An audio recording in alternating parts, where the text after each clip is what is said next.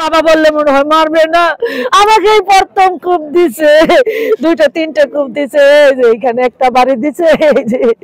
ঢাকার সাভারে একটি হত্যা মামলায় সাক্ষ্য দেওয়ার জেরে ৬ জনকে কুপিয়ে আহত করার অভিযোগ উঠেছে জামিনে বের হয়ে আসা আসামি সহ কয়েকজনের বিরুদ্ধে। গত ১৯ জানুয়ারি হেমায়েতপুরের পশ্চিমপাড়ায় এ ঘটনা ঘটে। এর প্রেক্ষিতে ২৬ জানুয়ারি রোববার দুপুরে সাভারের হেমায়েতপুরের যাদুরচরে এক সংবাদ সম্মেলনে ভুক্তভোগী আহত সেলিনা বেগম দোষীদের দৃষ্টান্তমূলক শাস্তির দাবি জানান।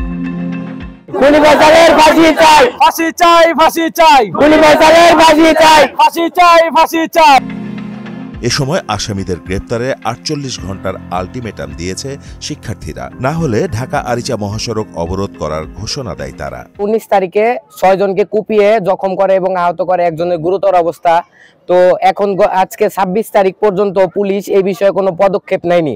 তো পুলিশের উদ্দেশ্যে আমরা বলতে চাই, তারা যদি পরবর্তীতে তাদেরকে ৪৮ ঘন্টার আলটিমেটাম দেওয়া হলো, তারা যদি কোনো পদক্ষেপ না গ্রহণ করে তাহলে আমরা ঢাকা আরিচা মহাসড়ক অবরোধ করব এবং থানা ঘেরাও করার তাদেরকে হুঁশিয়ারি দেওয়া হলো। আমরা খুনি ফয়সালের সবাই মিলে বিচার চাই, খুনি ফয়সালের বিচার চাই। ২০২৩ সালের ১৮ ফেব্রুয়ারি সাভারের হেমায়েতপুর বাস স্ট্যান্ডে শাহাবুদ্দিন নামের এক ব্যক্তিকে কুপিয়ে হত্যার অভিযোগে ফয়সালের বিরুদ্ধে মামলা দায়ের করা হয়। ওই মামলায় সম্প্রতি জামিনে বের হয়ে সাক্ষীদের তিনি বিভিন্নভাবে ভয় দেখানো সহ হত্যার হুমকি দিচ্ছেন বলে অভিযোগ করেছেন ভুক্তভোগীরা। করছে এতে আমার ভাই আমার ছেলের সাক্ষী হয়েছে, এদের সামনে খুন করছে।